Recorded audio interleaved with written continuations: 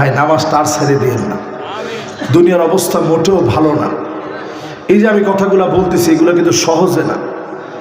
2 কোটি মুসলমান আজকের রাত্রিতে, কয় তারিখ আজকে? আরে কথা কয় না, কয় তারিখ?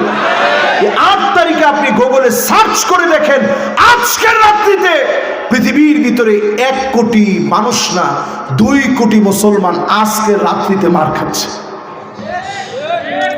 যে সিরিয়ার বিজয় আপনি দেখছেন, মুসলমানদেরকে এইভাবে ধরে ধরে দাড়িগুলা পুড়াইয়া দেওয়া হয়েছে, জীবন্ত মানুষের চামড়াগুলা সুলাইয়া দেওয়া হয়েছে শরীর থেকে।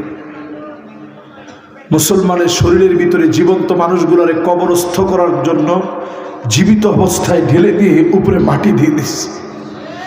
ফুটন্ত গোলাপের মতো এক একটা বাচ্চা দৌড়াইছে আর বলতেছে, নাসরুম মিনাল্লাহ, নাসরুম মিনাল্লাহ, নাসরুম মিনাল্লাহ।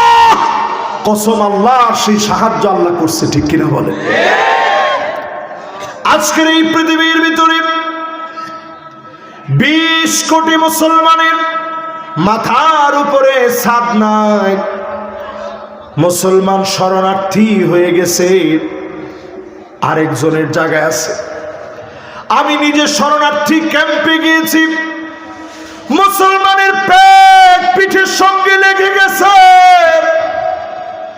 চোখ কুঠুরির ভিতরে ঢুকে গেছে, চিৎকার করে কাঁদতেছে আর বলতেছে, নাসরুম মিনাল্লাহি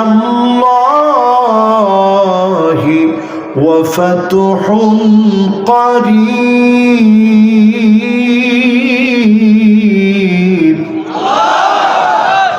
আমি সেই দিন চিন্তা করেছি, আল্লাহ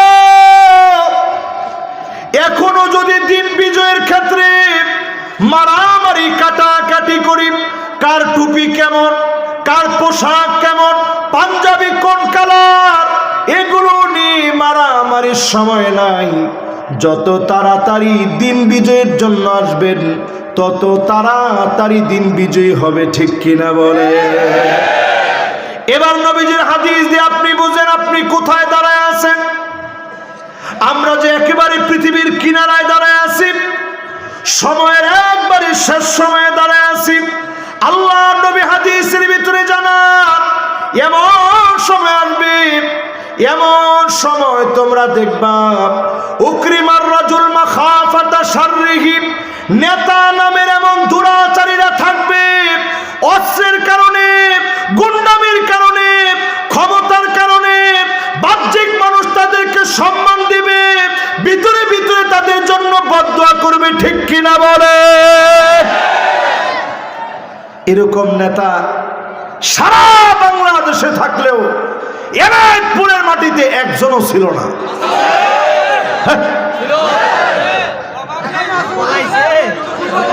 পালাইছে রে, পালাইছে নাকি? ঠিক আছে, আমরা যেমনি কর কম। তাইলে আপনি এবার একটু চিন্তা করেন, আপনি কোন জায়গায় হাঁটতেছেন। নবীজি 1450 বছর আগে বলে গেছেন, এমন সব নেতা বের হবে যেই নেতারা ডান দিক দিয়ে হাঁটলে মানুষ বাম দিক দিয়ে হাঁটবে, আর আল্লাহর কাছে বলবে, আল্লাহ আজকে যদি বাঁচায় দেন, এনায়েতপুর মসজিদে, কেন্দ্রীয় বড় মসজিদে 50টা টাকা দেব। আল্লাহ তার সামনে আপনি আমারে ফালায়েন না। এরকম দুরাচারী লম্পট দুশ্চরিত্র নেতা ছিল ছিল ছিল, এখনো সতর্ক না হলে হবে হবে হবে, কথা কয় না? এরপরে আল্লাহ নবী বলেন, এমন সময় আসবে, এমন সময় দেখবেন, আসাদুন নাস লুকা ইবনে লুকাব। আল্লাহ নবী এমন একজন ব্যক্তির নাম বললেন, লুকা ইবনে লুকাব। নবীজি বললেন, কাবার গিলাপ ধরেও যদি সে মাপ চায়, তার মাফ হবে না। নবীজি বলতেছে, এমন সময় আসবে, তাকা দেখবা লুকা ইবনে লুকার মতো দুশ্চরিত্র লম্পট গুলা নেতা হয়ে যাবে, ঠিক কিনা বলে?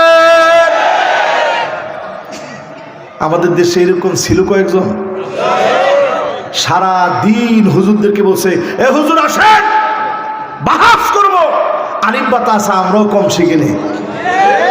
আমি চিন্তা করছি, আল্লাহ ওরে না জানি কোন জুতা দিয়ে পিটানো হয়।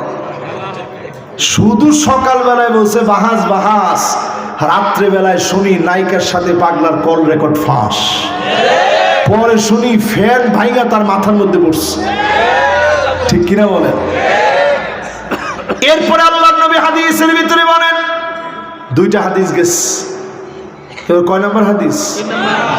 3 নম্বরে আল্লাহর হাবিব বলেন, এমন সময় আসবে যেই সময়ে তাকায় দেখবে তুত্তাখাদাল মাসাজিদু তুরুকা, মসজিদ থাকবে ঠিক, কেন্দ্রীয় মসজিদ আছে ঠিক, 234 বছর পুরানা মসজিদ, সব যেমন ঠিক, এই মসজিদের পাশে বড় রাস্তা হয়েছে তাও ঠিক।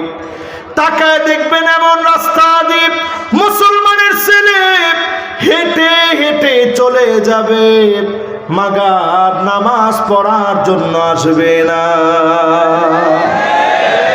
আস্তে আওয়াজটা কমে গেছে, জোরে কোন? আচ্ছা, এরকম বেনামাজির সংখ্যা 100-র ভিতরে কত? 95।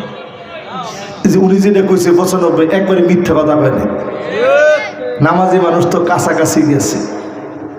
আরো ধরেন 5% ধরলেন নামাজ পড়ে, তাহলে কত হইল? 90% লোকে দেশে এখনো নামাজই পড়ে না, খালি জুমার দিন হাজিরা দিতে আসে, জায়নামাজটা এরকম কান্দের মধ্যে লইয়া। ঠিক কিনা বলে?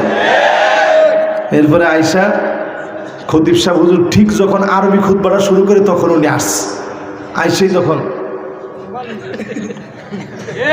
পাশেরটা কয়, হে বেটা ওঠ, আর কত ঘুমাস। এই জন্যই তো খুতবায় তাসির হয় না। খতিব সাহেব কি বলছে আরবিতে আপনি বুঝছেন? ইন্নাল্লাহা ইয়ামুরু বিল আদলি ওয়াল ইহসান ওয়া ইতাই যিল কুরবা ওয়া ইয়ানহা আনিল ফাহশাই ওয়াল মুনকারি ওয়াল বাগি ইয়াইযুকুম লাআল্লাকুম তাযাক্কারুন ফাযকুরুনি আযকুরুকুম ওয়াশকুরু লি ওয়া লা তাকফুরুন। আপনি তো বুঝেন নাই কি বলছে খতিব সাহেব।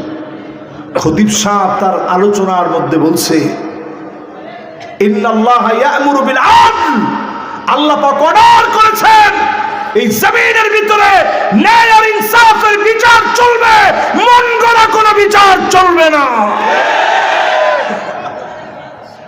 আমাদের ছোট ছোট বাচ্চারা স্লোগান দিছে কি, উই ওয়ান্ট জাস্টিস। কিছু কিছু বাচ্চারা বলছে উই ওয়ান্ট, বাকিরা কইছে জাস্টিস। কত দেখি এমনে নাগরিকত্ব থাকবে না সামনে, এমনে একজনে বলবেন উই ওয়ান্ট, সবাই বলবে জাস্টিস। কত দেখি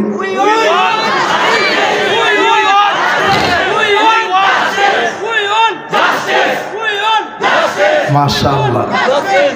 এই যে স্লোগানটা দিছে বাচ্চারা,